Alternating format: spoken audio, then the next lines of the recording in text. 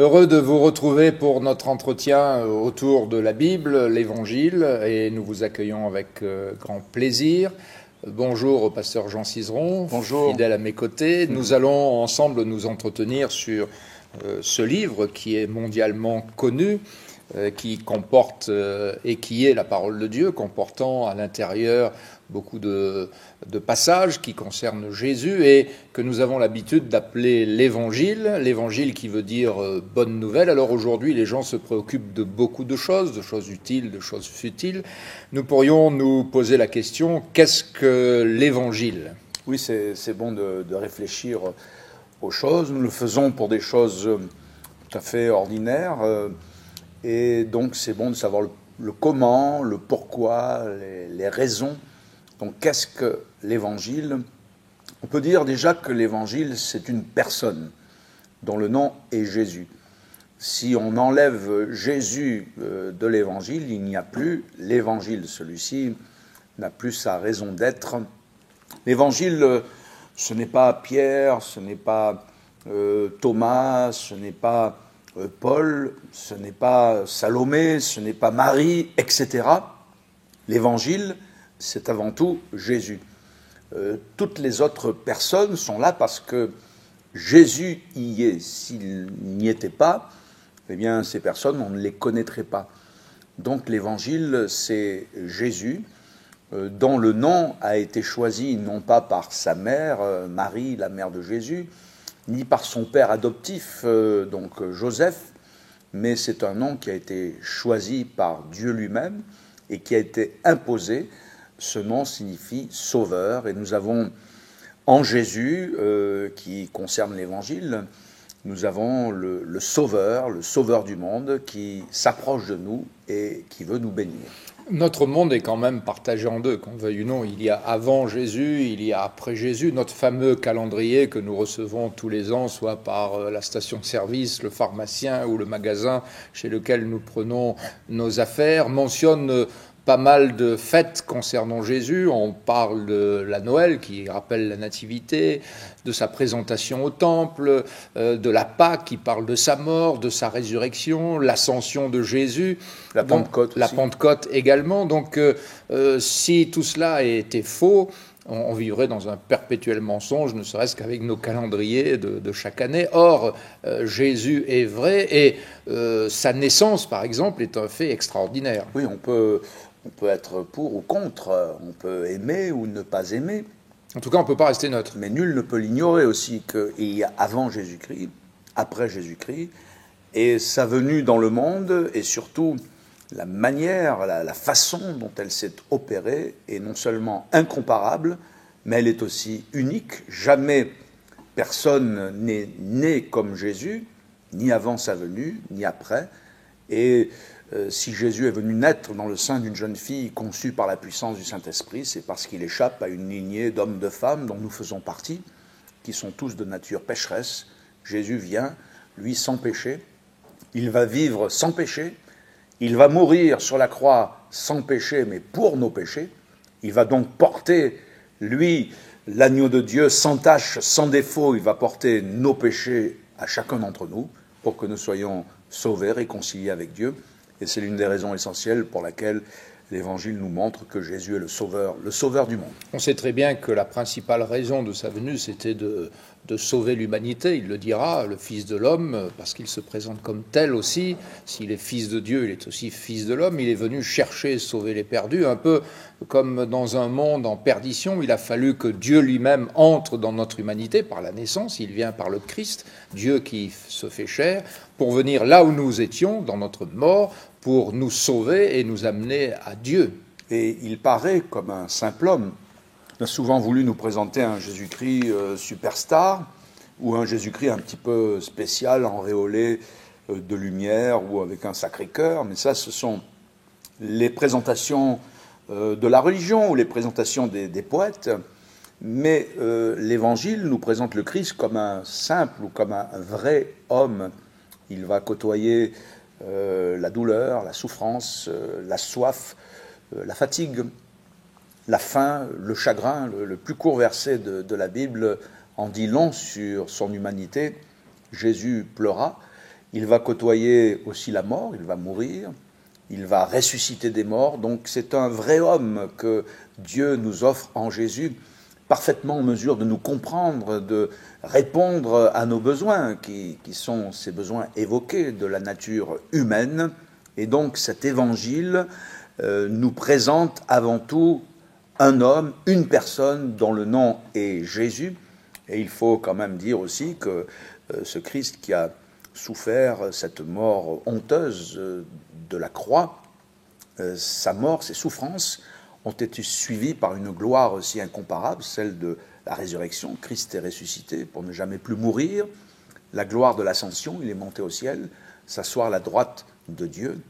Et ce Jésus qui est le Sauveur, comme l'a dit l'ange, qui est le Christ, l'Évangile nous dit qu'il est aussi le Seigneur des Seigneurs. Et il faut aussi souligner que ce Christ qui est monté au ciel, qui a reçu le nom qui est au-dessus de tout nom, revient bientôt. Il ne faut pas l'oublier cela. Il revient, comme il le dira lui-même, comme les apôtres l'ont dit, et comme nous le croyons, il revient pour juger les vivants et les morts. Et il souhaite d'ailleurs le jour de l'Ascension, ça a été le centre de ses dernières paroles, que cet Évangile soit annoncé jusqu'aux extrémités de la terre, et donc ce qui nous permet de dire que cet évangile, qui est une personne dont le nom est Jésus, c'est aussi un message que Jésus souhaite répandre partout dans le monde entier. C'est l'une des raisons pour laquelle nous l'annonçons aussi par le moyen de la télévision. Alors, ce qu'il faut constater, c'est que l'évangile veut dire bonne nouvelle. Donc, quand même, bonne nouvelle devrait être accueillie les bras ouverts. Or, nous constatons que dès que Jésus monte au ciel, que les apôtres, les premiers disciples s'en vont prêcher cette bonne nouvelle,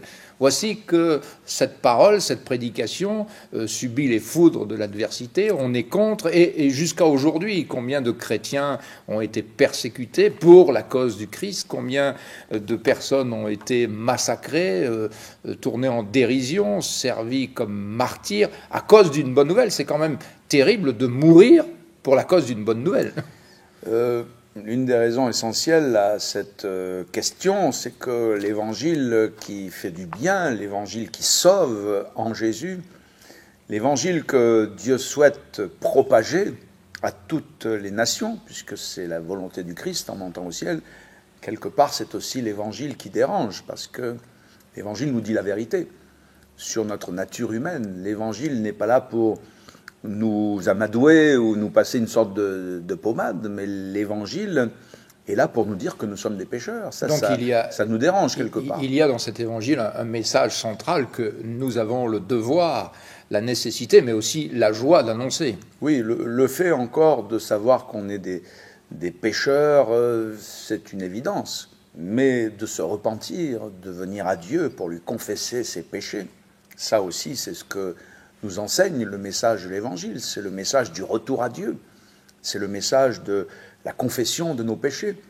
c'est le message de se détourner des choses vaines, quelles qu'elles soient, qui nous encombrent la vie, qui nous empêchent d'avancer, qui souvent nous plient comme sous un fardeau, mais c'est aussi la bonne nouvelle en nous détournant de venir à Dieu qui nous accueille les bras ouverts, comme un père accueillerait son enfant.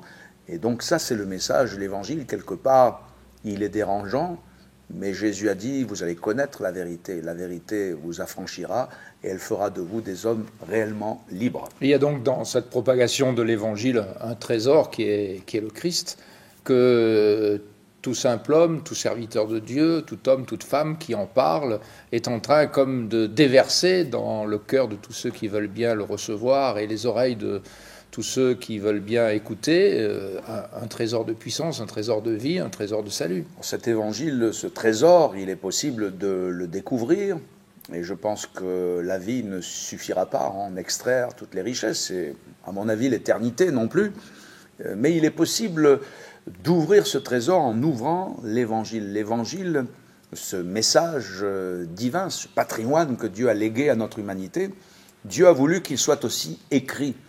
Et ce n'est pas un hasard si l'évangile que nous avons, que nous annonçons, est écrit et traduit en plus de 2500 langues et dialectes. Il est diffusé chaque année par les sociétés de la Bible qui se retrouvent sur les 5 continents pour la diffusion de cette parole, de cette page imprimée. Il est diffusé, imprimé en des centaines de millions d'exemplaires chaque année. Et donc, j'ose dire, chaque être humain, et je m'adresse aux téléspectateurs, à quelqu'un, vous pouvez lire vous-même l'Évangile et faire votre recherche personnelle.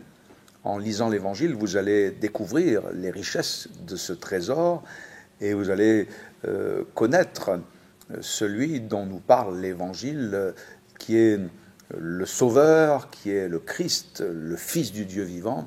Et il y a dans cet Évangile, cette parole écrite, en plus un témoignage que Dieu va graver sur votre cœur. Celui-ci ne viendra pas de votre intelligence seulement, ni de ce que vous aura dit un tel ou une telle, ou voire même de ce que nous vous aurions dit. Nous sommes un peu comme des poteaux indicateurs, mais le Seigneur, qui est l'auteur de cet évangile, vous apportera ce témoignage de la vérité dans votre âme et dans votre conscience et pourra ainsi vous convaincre. Ce que l'on découvre dans l'évangile, bien sûr le Christ, au travers du Christ, un message de salut, rien à voir avec un message humain, mais un message qui vient de Dieu. Et puis ce que l'on découvre dans cet évangile et à travers la personne de Jésus, ce sont quand même des œuvres extraordinaires. Le mot extraordinaire convient bien au sujet de tout ce que Jésus a accompli. Alors ces œuvres sont belles, ces œuvres sont merveilleuses. Jésus a pu dire, allez raconter ce que vous avez vu, entendu, les aveugles voient, les sourds entendent, les boiteux marchent, les lépreux sont purifiés, les morts ressuscitent, la bonne nouvelle est annoncée aux pauvres. Il y a donc avec le Christ et son message des œuvres qui lui sont rattachées, indissociables. Ces œuvres miraculeuses, ces œuvres qui sont appelées dans l'Évangile les œuvres de Dieu, eh bien, sont là pour d'abord authentifier le Christ. Jésus pouvait dire, vous ne voulez pas croire à moi, mais croyez au moins à cause de ces œuvres, parce qu'elles rendent témoignage de moi. Et ces œuvres miraculeuses sont là aussi pour confirmer ce message de l'Évangile, comme si Dieu voulait nous dire, bien, ce message, il vient de Dieu, il vient du ciel, et moi, j'en apporte la signature au travers de ces œuvres. Il confirme donc ce message qui est le message divin.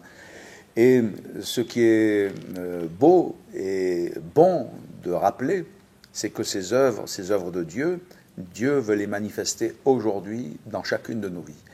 Et Jésus a dit, il faut que je fasse les œuvres de Dieu, et Dieu veut manifester ses œuvres dans chacune de nos vies aujourd'hui. Et si quelqu'un, à l'écoute de ces paroles, en nous regardant dans cette simple émission, avait besoin de l'expérimentation de la grâce de Dieu, de la puissance de Dieu dans sa vie, eh bien ces œuvres miraculeuses et glorieuses sont aussi à sa portée, à sa disposition en s'approchant de Jésus. Alors cet évangile nous dit ici aujourd'hui, donc aujourd'hui, chers amis téléspectateurs, vous entendez sa voix. La Bible dit, si vous entendez sa voix, ne fermez pas votre cœur, ouvrez-le et recevez le Christ. Il est possible de venir aujourd'hui à Jésus, et comme c'est écrit dans toute la Bible et dans l'Évangile en particulier, d'invoquer son nom. Invoquer le nom de Jésus, c'est être en contact avec la bonne personne, c'est lui faire connaître ses besoins, c'est faire appel à lui. Il est possible de faire appel à Jésus. Et en invoquant Jésus, c'est-à-dire en lui faisant appel pour nos besoins, pour notre âme, pour notre vie, de lui faire confiance, de croire en lui. Et la Bible dit dans son ensemble et dans l'Évangile en particulier que celui qui invoquera le nom de Jésus sera sauvé. En le faisant, vous ne serez pas laissé pour compte, mais en plaçant votre confiance en Jésus, vous verrez sa gloire dans votre propre vie. Merci, pasteur Jean Cizeron. C'était avec plaisir que nous avons partagé ces quelques réflexions sur l'Évangile. Nous vous encourageons à lire l'Évangile, à vous procurer la Bible. Vous pourrez nous écrire à cette émission l'Évangile pour tous. Voir si un de vos voisins est chrétien, demandez-lui de vous offrir une Bible et ce sera certainement avec un grand plaisir qu'il le fera. Il mentionnera même quelques versets particuliers pour vous et vous verrez que dans cet Évangile, vous trouverez une merveilleuse personne pleine de grâce et de bonté pour vous, qui saura vous comprendre et qui saura vous accueillir. Que Dieu vous bénisse.